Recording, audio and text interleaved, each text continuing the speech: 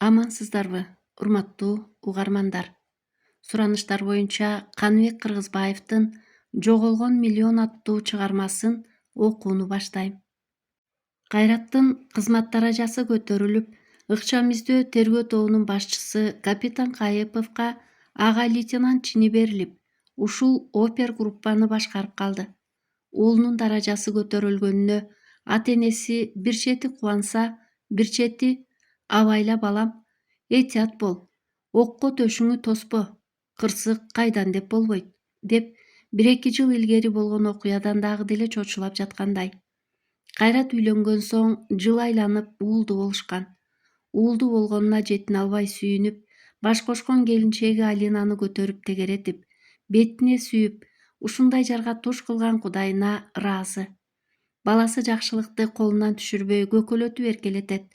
Бир кылмышкерди кармоо операциясында кокусунан ок жаңылып, 2 айча ооруканада жатып чыккан жайы бар. Ошол окуядан кийин Кайраттын ата-энеси ырымдап, мындан кийин жакшылык эле болсунчу деп небересине жакшылык деп ат коюшкан. Иштеринде көп өзгөрүүлөр болуп, жаңы жетекчи менен кошо жаңы жаш милициялар келишти. Жетекчиликке Кутман Самарбеков аттуу полковник чининдеги адам келди. Ал түндүк жактан ротация аркылуу которулуп келер менен эле өз командасын топтоого аракет кылды. Ар бир бөлүмдүн башчыларын топтоп чогулушка чакырып кеңешме өткөрдү.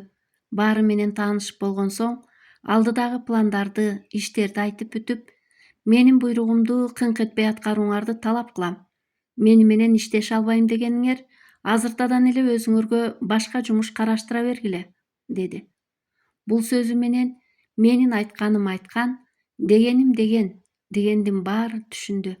Демек, анын командасында болуп, ошонун гана буйругун аткаруу керек экендигин баардык командирлер сезип турушту.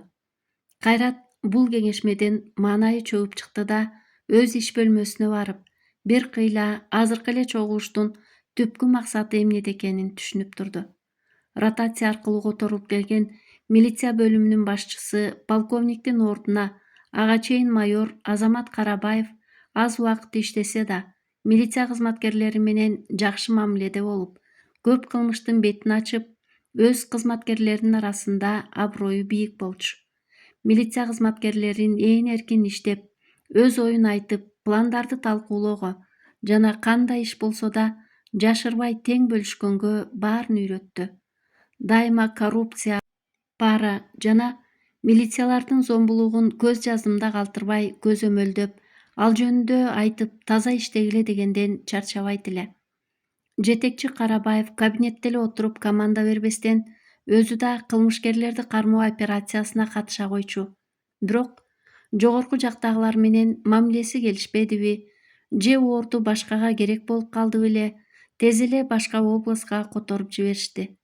Ээн эркин иштеген милициялар жаңы жетекчи келер менен эле буларды рамкага салып койгонун билип жатышты. Анткени мурунку жетекчи менен иштеген мезгилде кылмыш кылгандар өз жазасын алып, көрсөткүчтөр өсүп, жакшы жетишкендиктер болгонун баары билчү. Жумушка да кызыгуу болуп, кабинетте эле отура берүү токтогон. Эми жаңы жетекчи келер менен эле бул милиция кызматкерлеринин, офицерлеринин укуктарын чектеп койгонун түшүнүктүү болду.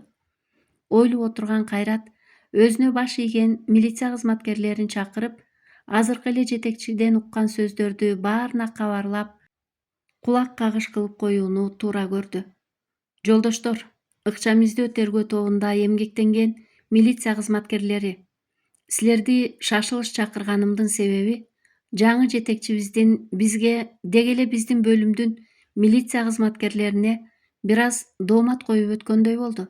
Себеби биз кылмышкерлерди себепсиз кармап, жана аларга күч колдонуп жаткандай айыптады. Кайраттын бул айткандарын угуп жаткан оперлер негизсиз күнөө коюп жатат деп чурулдап жиберишти эле, Кайрат колун көтөрүп баарын токтотту да сөзүн улады. Кылмышка тиешеси бар адамдарды кармоо боюнча көрсөткүчтөрүбүз жогору турарын баары билишет. Ошентсе да негизсиз айыптоону угуп, мен ага кошула албайм. Эми мен силерге айтарым, эч качан чөкпөгүлө. Мурункудай эле өз жумуштарыңар менен алек болгула. Эмне болсо да мени менен кеңешкиле. Баары түшүндүк деп бир оздон айтышканда бошсуңар, бара бергиле деп жөнөтүп жиберди. Кутман Самарбеков жетектеген милиция бөлүмүндө бир чуулгандуу иш болуп, жогорку жакка угулуп, республика боюнча талкууга түшүп жашырганга мүмкүн болбой калды.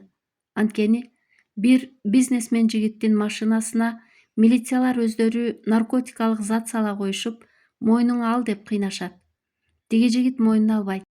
Өзүңөр салдыңар деп. Кыйнап жаткан ментти ачууланган жигит тумшуктан ары бир салат. Мына ошондон кийин анын башына азаптуу күндү салышат. Кол көтөрдүң деп аяосуз моокуму канганча токмоктошот. Качан гана деми чыкпай калганда эстерине келишип карашса, жашоосу менен коштошуп, көзүнүн бүлбүл жанган нуру өчүп бараткан болот. Коркуп кеткен милициялар тезинен эсине келтирүү аракетин кылышат. Бирок кеч болуп калган эле. Кабыргалары сынган, боору эзилген жигит көзү ачылган бойдон жансыз денеси аларды карап турган. Милиция бөлүмүндө алаамат башталып, муну жашырганга аракет кылышып, 2 күн камерага калтырышат. Бирок издеп келген жакындары көрсөтүүнү талап кылган соң жалган маалымат беришип, камерада бөлөк кылмышка шектүүлөр менен мушташып, эсин жоготуптур деген маалымат беришет. Аргасыздан ооруканага жөнөтүшөт. Алда качан эле ур токмоктон каза болгон жигиттин 2 күн мурда өлүп калганын врачтар жашырууга укугу жок эле. Жогорку чиндеги милициялар доктурларга жашыруу үчүн басым жасаса да, ак халатчандар бул маалыматты ачыкка чыгарып жиберишти. Жогорку жакка жетип, жашырууга мүмкүн болбой калган бул окуяны териштирүүгө аргасыз болушту. Муну уккан жакындары жана кайдыгер эмес адамдар акыйкат издешип, прокуратуранын алдында көп күндүк митингге чыгышты. Элдин сүрүнөн корккон сот жана прокуратура териштирүү үчүн комиссия түзүп, ошол ишке тийиштүү РОВДнын жетекчилерин иштен айдап, токмоктогон 2 милицияны түрмө артына кетиришти. Бирок жашырууга аракет кылган полковник Кутман Самарбеков жөн эле иштеген ордунан четтетилип, жаза берилген жок. Бул жетектеген милиция бөлүмүндө мындай окуялар көп катталып, иштеген милиция кызматкерлери өздөрү уюштуруп акчага сындырып, көбүн шорлоткон болчу. Акчанын бир бөлүгүн алып турган жетекчи мындай нерселерге көз жумуп, тыйып койгонго аракет кылчу эмес. Элдин көзүнчө эле жумуштан четтетилген бул полковник көпкө отурбады. Колдоочусу бар неме түштүк жакка жылуу орунга которулуп, көздөн далда, алыскы райондорго жөнөтүп жиберишти. Бул жакта өз командасын түзүү үчүн көп деле аракет кылбады. Мени менен иштей алам дегениңер калгыла, дегени жетиштүү болду. Дароо жогорку чиндеги милициялардын ичинен полковниктин куурчагы болчулар табылды. Үлпөт уюштуруп, сиздей кадр керек бизге деп, мактап, сый урматын көрсөтүп жатып калышты. Бул сыйга келбегендерди Кутман Самарбеков көз кырын салып эстеп, мээсине түйүп койду. Ошондон соң милиция бөлүмүндө бөлүнүү башталды. Ачыл элек иштерге өз командасына кирбегендерди тапшырып, тез арада таап ишти жапкыла деп буйрук берет. Мөөнөт коюп, ошол белгиленген мөөнөттөн өтүп кетсе сөгүш берип, тапкыла, болбосо рапортуңду жаз, ордуңду башкалар иштейт, деп далайын эле каарыды. Милициялар полковник келе жатат дегенде таракандай ар жакка житип жок болуп кетишип, көзүнө көрүнбөгөнгө аракет кылып калышты. Ар бир эс алуу күнүндө чоңдор менен эс алмай күнү көбөйө баштады. Ага аттуу баштуу чиновниктер топтолушуп, сауна, бильярд, тоого чыгып тоо жаныбарын атып, же жөн эле тоодо эс алмай, койчу, малчы, жылкычылардын жайтына барып кымыз ичмей адатка айланды. Райондогу прокурор, сот, облустагы милициянын жетекчилери жана башка атка минерлер бул полковникке жакын жолдош болуп калышты. Анткени бул район тоолуу болуп, токойду камтыган эс алуучу жерлер, суктандырган жаратылыштар, кооз жайлоолор бар эле. Полковник келгенден бери сайрандаган күнү көбөйүп, өз милдеттерин 2-нчи орунга койгон. Каалагандай калчап, атка минерлердин балдары, жакындары, кылмышка тиешелүү болсо да жоопко тартылбай калып жатты. Бирок буларды кой дегенге эч кимдин күчү жетпейт эле. Кайрат өз ишин так аткарып, эч кандай тил угаарлык иш кылган жок. Ар бир кылынуучу иштердин карамагындагы милиция кызматкерлери менен кылдаттык менен талкуулап, план түзүп, анан кармоо үчүн барып колго түшүрөр эле. Бул опергруппанын ишин мактоого татыктуу болсо да, эч кандай мактоо сөздөрүн жетекчи тарабынан угуша алган жок. Анткени Кайрат жагалданганды билчү эмес. Көзгө тик карап, дайыма чындыкты гана сүйлөп, ишине так, эч кынтыксыз аткарганын жетекчи билсе дагы, мындай табылгыс кадрды көтөрмөлөө оюна келген жок. Кайраттын досу Эмилбек ушул эле милиция бөлүмүндө жаштар жана өспүрүмдөр бөлүмүндө жетекчилик кызматында иштеп жатты. Мектеп окуучуларынын арасындагы рекеттик кылган окуучуларга түшүндүрүү иштерин байма-бай жүргүзүп, окуучулардын өз ара келишпестигинен улам чыккан мушташтардын алдын ала болтурбоо аракетин жумшап, жаштар менен тыгыз байланышта болду. Кайраттын тайманбас аракеттерине баа берсе да, жолугуша калганда акылдуу сөздөрүн айтып: "Досум, өзүңдү этият кыл. Кылмыш иши боло берет. Өмүр бир жолу гана келет. Өтө эле берилип кетпе. Ок жакшы жаманды тандабайт. Сен ата-энеңе, Алинага, балаң жакшылыкка керексиң", деп эсине салып, насаат катары айтып койчу. Бул сөздөрдөн улам досунун айткандарын туура көрсө да, иштегенде ичкен ашын четке койчу. Кылмышкерлерди убагында сары изине чөп салып кармап, жазага кетирип жатты. Бир күнү түндө шашылыш кабар келип, уктап жаткан жеринен келүүгө туура келди. Себеби бир дүкөнгө уурлар кирип тоноп, ал аз келгенсип дүкөн ээсин өлтүрүп качып кетиштир. Мындай окуялар болуп турса да, бул окуя баарынын тынчын алды. Анткени дүкөнчүнүн жанынан мылтык табылып, уурларга ок аткандай түрү бар. Дүкөнчүнүн канынан бөлөк да кан чубалып, босогодон нары көчөгө дейре тамчылап барыптыр. Андан соң кан жок экен. Машинага отуруп кетишкени белгилүү болду. Дүкөндүн ичинде мушташ чыккандай. Текчедеги аш-оокаттар жана бөтөлкөдөгү арак суусундуктар жерге түшүп сынганы сынып, сынбаганы чачылып жатат. Кассадагы акчалар жок. Жалаң эле майда купюралар калыптыр. Демек, тоноо болгон экен деп жыйынтык чыгарды. Бул дүкөндө уурлар кызыгып көз салчу деле соода болчу эмес. Анда эмне ушул дүкөндү тандашты, деген ой келди Кайратка. Жарыбаган акча үчүн бул дүкөнгө киришпесе керек, деп ойлоп, ушул кылмышты көрүп кабар берген участковыйдан дүкөндүн ээси жөнүндө сурады. "Айтыңызчы, жолдош сержант, бул дүкөндүн ээсин тааныйсызбы?" деп сурады Кайрат сержанттан. "Ооба, тааныйм, жолдош ага лейтенант. Кандай киши эле? Жана өзүн кандай алып жүрчү эле? Адамдар менен мамилеси кандай болчу?" Бир аз ойлонгон сержант жооп берди. "Адамдардй эле адам болчу. Көп сүйлөшчү эмес, сөзгө сараң эле. Келген кардарларга жооп берип, товарларын эле сатпаса, башкалар менен өтө деле жакын эмес болчу." "А үй бүлөсү барбы?" "Ооба, бар. Бирок бүгүн аялы үйүндө жок окшойт. Эмдигиче бакырып кыйкырып чыгат эле. Эки уулу шаарда иштешет. Бул үйдө күйөөсү, аялы экөө эле жашайт", деди. "А, түшүнүктүү", деди Кайрат. Жерде өз канына чыланып жаткан дүкөнчүнүн үстүн жаап коюуну буйруду да, криминалисттер келгенче эч нерсеге тийгизбей карап турууну эскертти. Аңгыча таң агарып, жарык кире баштады. Адамдардын алгачкылары жолдон өтө баштап, бул жерде бир бале болгонун сезишип, бери карай дүкөн жака басышканда, участковый жолун тороп: "Киргенге мүмкүн эмес, ары тургула", деп жолдорун тосту.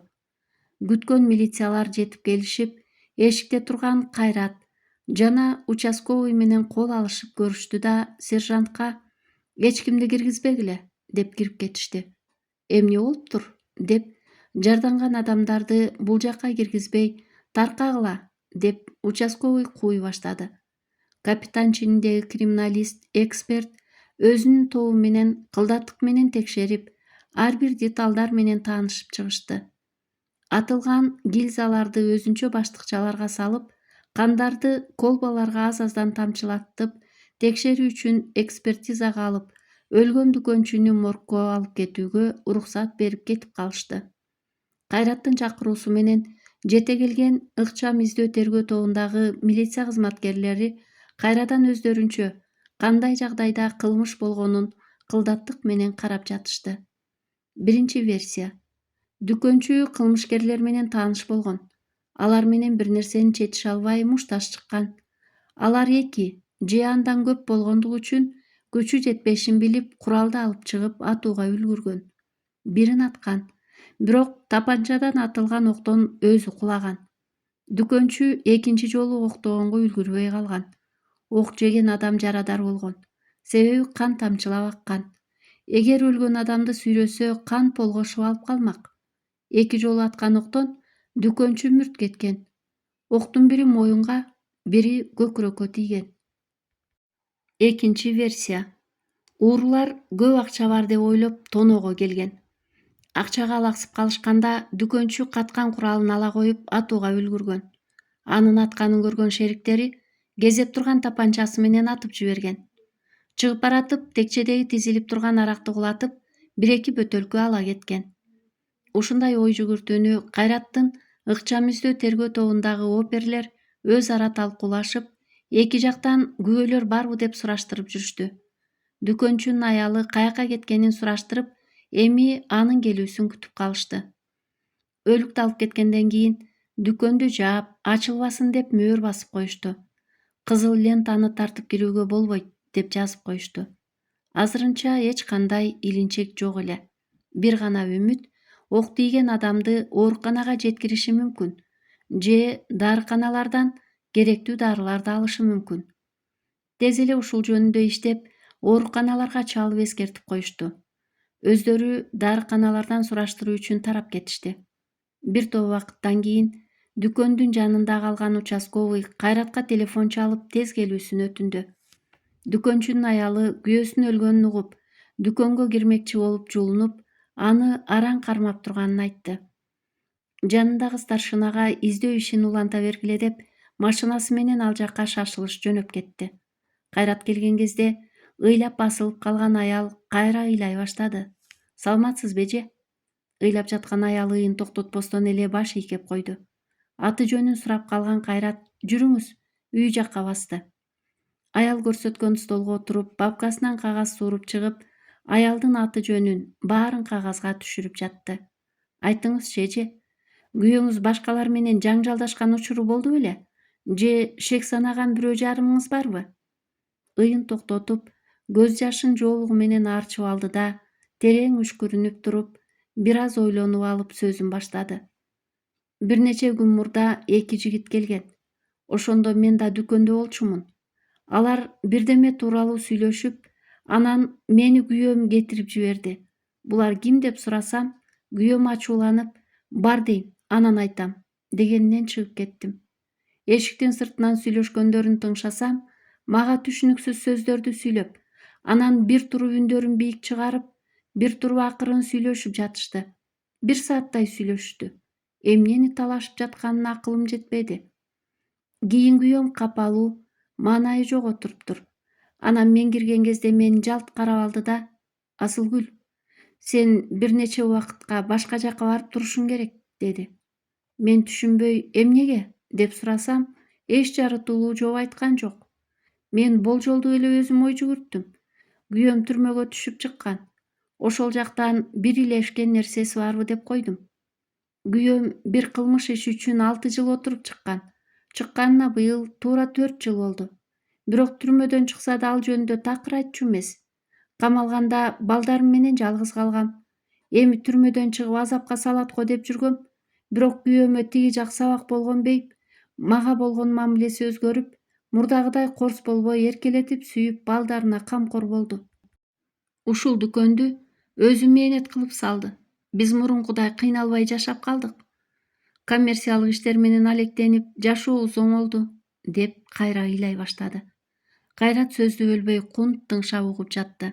Демек, биринчи версия туура болуп чыкты. Мен ойбоюма койбой, ата-энеңдин үйүнө барып тур. Мен бул иш бир жаңсыл болгондо өзүм чакырам, же алып келем, деди.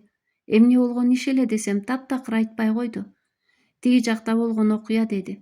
Ошентип ар калса тенемкине жөнөдүм. А бул каргашалуу окуяны каяктан уктуңуз? Кошуналар телефондон кабарлашты, деп кайра ыйлап кирди. Ушундай болоорун жүрөгүм сезген. Дагы бир нерселерди эстесеңиз, тезинен кабарлаңыз, деп Кайрат коштошуп машинасына отуруп жөнөп кетти. Болгон окуяны уккан полковник Самарбеков тезинен Кайратты өз кеңсесине чакырды. Буйрукту угуп тез жетип келип, кабылдамага туруп калды эле катчы кыз «Сизди күтүп жатат, кире бериңиз», деп киргизип жиберди. Кайрат кирип келип, чест берип, «Сиздин буйругуңуз менен», деп оозун жыйгыча эле ордунан тура калган Самарбеков «Каякта жүрөсүң? Эмне деген кылмыш болгонун уктуңбу?» деп кыйкыра баштады. Анын оюнда кылмыш болсо да али жумушуна келе элек, ага лейтенант, уга элекко деген ойдо эле. Жолдош полковник, мен түнү менен ошол жерде болуп, кылмыш болгон жерди иликтеп, тийиштүү адамдардан көрсөтмө алып жүрөм. Карамагымдагы милиция кызматкерлерди туш-тушка жибердим, деп ыкчам эмне жумуш кылгандарын тизмектеп айтып берди. Муну уккан Самарбеков бир аз жоош үйтүшүп ордуна отурду да, Кайратты карап, «Отур», деп орундукту көрсөттү. «Кана, эмне менен ишти баштайын деп жатасың?» деп сынагансып сурап калды. Кайрат кылмыш болгон жерде эң биринчи кандай аракет кылгандарын, криминалист эксперттердин чакырганын, алар далил катары буюмдарды, ок атылган куралды, тапанчадан калган гильзаларды, кандын аныктамасын алышканын айтты да, өзүнүн пландарын, версияларын айтып берди. Жолдош полковник, биринчиден каза болгон адам түрмөгө түшүп чыккан экен. Азыр ошол адам эмнеге камалган тууралуу, кайсы кылмыш үчүн камалганы тууралуу маалыматты эмгекке түзөтүү колониясынан суратканы турам. Экинчиден, кол салган кылмышкердин бири жарадар болгон. Аны ооруканаларга жаткырса, ал жөнүндө тез маалымат берүү үчүн дарыгерлерге милдеттендирдим. Үчүнчүдөн, дарыканалардан ошол кол салуу болгон күнү кимдир бирөөлөр дары-дармек алдыбы жокпу, ошону текшерүү үчүн туш-тушка балдарды жибердим, дегенде эмне айтаар экен деп тиктеп отурган Самарбеков Кайрат туура жолдо баратканын билсе да, мактоо сөз айтууга жараган жок. Тескерисинче аракет кылбай отурган адамдай Кайратты каарып өттү. Тез жана ыкчам аракеттенип, кылмышкерлерди табууңарды буйрам. Кылмышкер өзү келип колго түшүп бербейт. Жер чуксаңар да тез арада тапкыла. Менин районумда кайсы жүрөгү тоо минтип адам өлтүрүп жүрөт, деп өзүнүн баркын өзү көтөрүп, мунун атын уккан эле адам эч кылмышка барбай, жаа бою каччуудай сүйлөдү. Кайрат унчукпады. Самарбековдун кадрлар менен да сүйлөшө албастыгын билди. Буйрукту да кылмыш дүйнөсүнө аралашып жүргөн адам сыяктуу берерин түшүндү. Кайрат тайманбастыгынан, чынчылдыгынан өз командасына кошо албастыгын билген. Ошондуктан Кайратка көңүл кош эле. Жакшы жетишкендиктерге жетип турса да, эч качан мактоочу эмес. Дайыма издегенин тез арада таап, жазага тартканын билсе да, шаштырып, мен буйрук берип айтканыман ушул жыйынтыкка жетишип жатат деп айтып, өзүн ушул кылмыштын бетин ачууга салымы чоң болгонун уялбай айтып калар эле. Азырда тез тап, деп буйруп, Кайратты шаштырып жатты. Кайрат колку ушуруп отурбасын билсе да, ошентип буйруду. Кетүүгө уруксат сурап эшикке чыга жөнөгөн Кайраттын телефонуна чакыруу келди. Алса старшина Кубатов экен. Жолдош ага лейтенант, тезинен каналдын боюна жетип келиңиз. Бизге тиешелүү кылмышкерди таптык, деди. Даректи уккан Кайрат тез жетип барды эле старшина баштаган 2-3 милиция жана 2 жергиликтүү тургун бар экен. Кайратты көрүп эле старшина бери карай басты да түшүндүрө кетти. Бул кишилер суудан агып келе жаткан кишини чыгарышыптыр. Анан бизге кабар беришиптир. Мен биз издеген кылмышкер экенин билдим. Мына караңыз. Көкүрөгүндө мылтыктан жаратылган тешиги бар экен. Каны алда качан эле агып бүтсө керек, деп суу аккан каналдын боюнда жаткан жансыз дененин кийимдерин көтөрүп ок тийген жерин көрсөттү. Ооба, дал өзү, деп ойлоно түштү Кайрат. Ок тийген жерин көрүп, муну кара, дүкөндүн ээси өзү менен кошо кол салган кишини ала кеткен экен. Аткан огу көкүрөктү тешип кетиптир, деди старшинага. Каза болгон адамдын денесин кылдаттык менен карап чыгышты да, бетин кандайдыр бир материал менен жаап коюшту. Телефон чалышып, тийиштүү адамдарды жана тез жардамды чакырышты. Демек, бул кишиге ок тийип өлгөн соң шериктери каяка жашырарын билбей сууга ыргытып жиберишкен экен да, деди Кайрат ой жүгүртө. Эми бул каза болгон адамдын өздүгүн такташ керек. Старшинага сүрөткө тартып, тийиштүү адамдарга көрсөтүп, тезинен ким экенин тактагыла, деди да өзү милиция бөлүмүнө жөнөдү. Абыш такси кызматында иштеп, өз тиричилиги менен алек болчу. Ошол күнү жумуш бүтүп үйүнө жөнөгөн кезде бир убакта кесипчилик окуу жайында айдоочулук кесипте чогуу окуган Алишер деген таанышы дагы бир жигит менен кошо келип учурашып калышты да, аркы беркини сурашкан соң, жүрбөйсүңбү мындай, барып отуруп жолугушканыбызды белгилеп коелу, деп Алишер Абышты кафе жака чакырды. Абыштын машинасына отуруп кафе жака келип отурушкан соң, Алишер официант кызды чакырып буйртма берди. Бир бөтөлкө арак айтты эле Абыш мен рулдамын деп койду. Тамак менен кошо келген аракты ачып 3 стаканга куйду да, ичпейм деген Абыштын алдына бирин коюп койду. Кеп тээ окуп жүргөн кездерин эстешип, бирде күлүп, бирде жай сүйлөшүп отурушту. Досум, экөөбүз чогуу жүрүп, окууну бүткөнүбүзгө да көп жыл болуптур. Мына, сен бакыйып чоң киши болупсуң, үйлөнүп, балалуу да болупсуң. А мен дагы деле бойдокчулук менен коштошо албай жүрөм, деди Алишер, Абыштын үйлөнүп балалуу болгонуна ичи күйгөндөй. Эч нерсе эмес, катын качмак беле, эми деле кеч эмес, деп Алишердин көңүлүн көтөрүп койду Абыш. Каякта жүрдүң ушунча жыл көрүнбөй? Досум, мен бир ишке күнөөлөнүп 4 жыл тиги жакка барып келдим. Абыш түшүнбөй калдыбы, же тиги жакка десе чоочуп кеттиби, кайра сурады. Каякка дейсиң? Тиги жагың каяк? Досум, зонага дейм.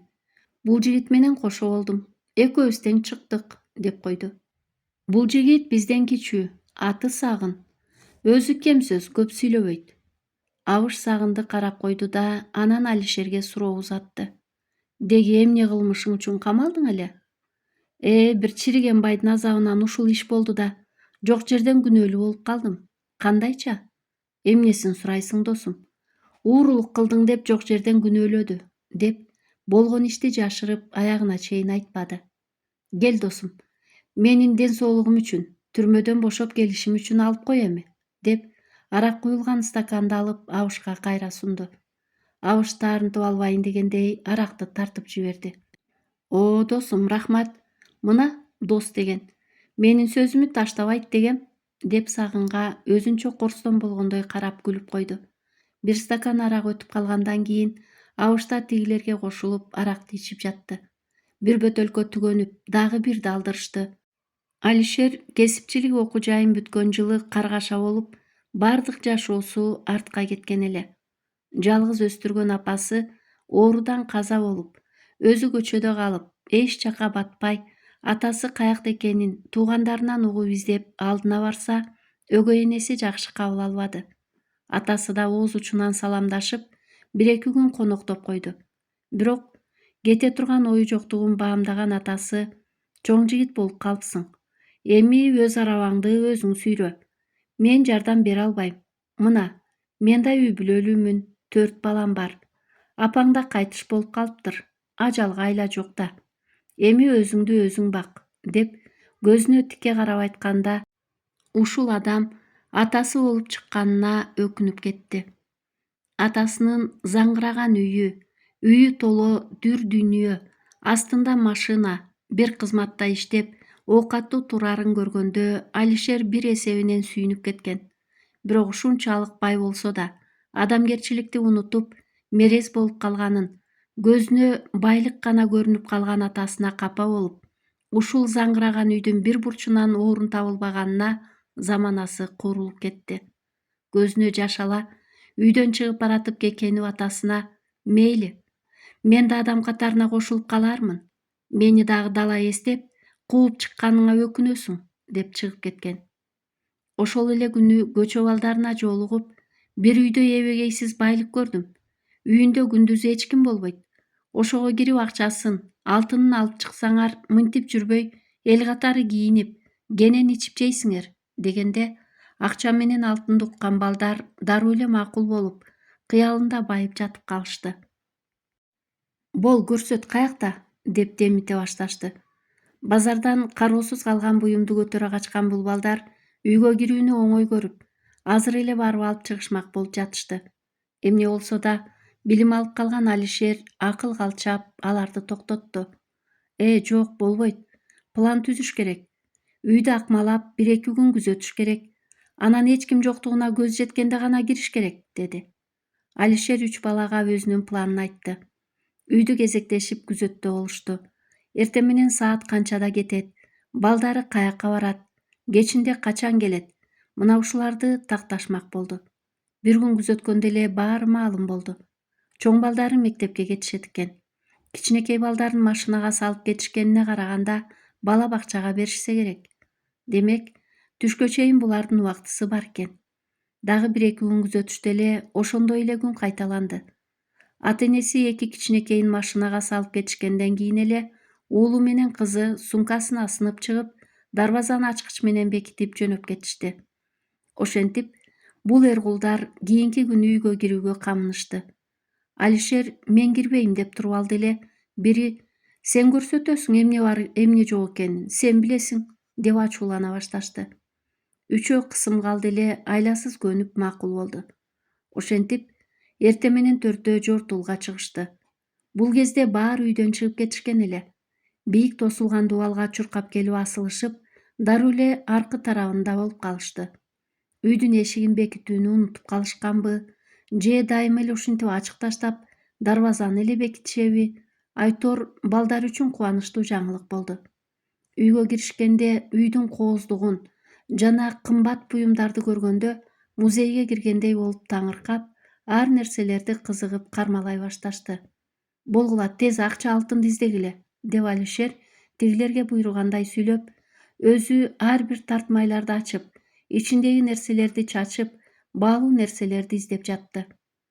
Дароо 2-нчи кабатка көтөрүлүшүп, төртөө 4 бөлмөгө бөлүнүп, баалуу буюмдарын издеп киришти. Жарым саатка жетпей издегендерин таап, акча жана кымбат баалуу аялдардын норка тумагы менен шубасын да көтөрө чыгарып ортого ташташты. Келгиле балдар, кийим-кечелерди албай эле коелу. Аны көтөрүп жүрсөк баары шектенип, кайдан алдың дейт. Андан көрө чөнтөккө батчу нерселерди гана алалы, деди Алишер. Анын айтканын туура көрүштү. Акчаны санашса 100 миңге чукул экен. Мындай акчаны өмүрүндө көрүшпөгөн булар көздөр алайып, кыялы менен байып жатышты. Мээс ага, мына байлык деген, деп таң калганын жашыра албай ооздору ачылды баарынын. Дагы чукулап жүрүшүп, алтын саат, алтын сөйкө, шакек, моюнга такчуу чынжыр таап, бири-биринен өтүп кармап көрүштү. Балдар, болгула, тез кетели, тиги жактан бөлүшөбүз, деп Алишер баарын бир баштыкка салып ороп алып, койнуна тыгып шашып эшикке жөнөдү эле, баары аны ээрчип сыртка чыгышты. Дарбазанын ичинен ачып, бири мойнун созуп, эки жакты карап, эч ким көрүнбөгөндүктөн тез чыгарып, ал жерден узап көздөн кайын болушту. Төртөө бузулган эски, эч ким жашабаган кабат үйгө барышып, бүгүнкү тапкан олжосун бөлүшмөк болушту. Алишер койнунан алып чыккан баштыкты ачып, акчаны алдыга койгондо, баары ушундай эбегейсиз олжого заматта ээ боло түшкөнүнө кубанып кетишти. Мээс ага, биз майда барат нерсени эле ала качып кубанып жүргөн экенбиз да, деди бири сүйүнгөнүн жашыра албай. Ошону айтсаң, мындай акчаны өмүрүмдө көрө элекмин, деди дагы бири. Ошентип, акчаны төртөө теңге бөлүп алышып, ар бири өзүнө тиешелүү акчасына эмне алсам деп кыялдана башташты. Мен азыр барып башыман баштап бутума чейин кийим алып кийинем, десе бирөөсү. Мен азыр барып курсагым тойгуча ашканадан тамак ичем, дейт экинчиси. Сөзгө Алишер аралашты. Балдар, бул акчаны бир нече убакытка чейин иштетпей туруш керек. Бул балдар акчаны каяктан алышты деп баары шектенет, десе, өзүбүз билебиз эмне кылышты. Андан көрө алтындарды алып чык, бул жакка аны да тең бөлүшөбүз, деп чурулдап жиберишти. Бул балдардын мээсинде акчадан бөлөк ой болбогонуна, эртең кармалып калам деп түшүнүк жок экенин сезип, ушулар менен чогуу ушул ишке барганына өкүнүп кетти. Базардан же бирөөнүн үйүнөн кароосуз калган буюмун көтөрө качып, сатып жүргөн немелер милицияга түшүп калам деген ой буларда жарал эле келе. Анткени эптеп курсак тойгузган 15-16 жаштагы бул көчө балдары менен эч кимдин деле иши жок болчу. Баары алтынды бөлүшүү үчүн үчөө үч жактан талаганда Алишер аргасыз чөнтөгүнөн алып чыкты да алдыларына таштады. Балдар, алтынды ушул бойдон бөлүшкөнгө болбойт. Муну саталы да акчасын тең бөлүшөлү, деп сунуш киргизди Алишер. Булардын эң улуусу болгондугу үчүн акылы жетип турду. Бул сунушту туура көрүштү да макул болушту. Бекитип коелу. Анан кардар таап саталы десе, сен алып качып кеткиң барбы? Деп азыр сатабыз деп туруп алышты. Төртөө ээрчишип, алтын саткан жерге барып, алтынды көрсөтүштү эле алтын саткан киши каяктан алдыңар деп сурады. Бул чоң энемдики деп бири оозуна келген сөздү эле сүйлөдү. Булардын уурдап келгенине кыракы киши дароо эле билди да, макул алам, бирок акча жок. Азыр бирөөдөн алып келе коеюн, деп баарын сыртка чыгарды да, кетпей тургула, мен муну бирөөгө көрсөтүп келейин, деп алтын шакекти алып каяккадыр кетип калды. Алишер шек санагандай жүргүлө кеттик, башка жакка баралы дей баштады эле, ары жактан тиги киши көрүнүп калды. Жанында дагы бирөө бар. Кандайсыңар балдар? Деп учурашып койду. Анан баары кайра чогуу дүкөнгө киришти. Жанагы шакек ушул кишинин колунда жүрөт. Шакекти айландырып карап, мен алам, канча бересиңер? Деди эле, шакектин баасынан 3-4 эсе азайтып койду. Алтындын баасын билбеген бул эр кулдарга акча болсо эле болду экен да деп ойлоду да, макул балдар, дагы эмнеңер бар? Деди. Артынан түрткөнүнө карабай, балдардын бири дагы эмне бар экенин баарын айтып салды. Бизде дагы алтын чынжыр, алтын сааттар бар, деди. Ошол маалда эле сырттан 4-5 адам келип, бул балдардын колун кайрып, болго жаткырып, колдоруна кишен салып жиберишти. Эч нерсеге түшүнбөй калган балдар ыйлап жиберишти. Чөнтөктөрүн чукуп, акчаларды баарын столго коюшту. Үйүнө уурулар киргенин, мектептен келген балдары ата-энесине кабарлады эле, атасы менен удаама-уда эле милиция кызматкерлери жетип келишти. Эмнелер жоголгонун тактап, кагазга түшүрүп алган милициялар дароо издегенге киришишти. Үйдүн ээсинин шеги дароо эле баласы Алишерге түштү. 2 күн мурда эле кекенип чыгып кеткен болчу. Үйгө мурунку аялынан калган бала эле кирген болуш керек. Себеби үйдөгү нерселердин баарын көргөн. Бир болсо ошол эле келген, деди. Милициялар Алишерди издеп табышкан жок. Бирок базардагы алтын саткан жерлердин баарын кулак кагыш кылып коюшту. Балдардын аңкоолугунан Алишердин тилин албай, баары ошол эле күнү колго түшүштү. Уурулукту уюштуруучу катары Алишер 4 жылга соттолуп, эмгек түзөтүү колониясына кетсе, берки балдар 18ге толо элек үчүн аларга 2-3 жылдан берип, балдар колониясына айдап жиберишти.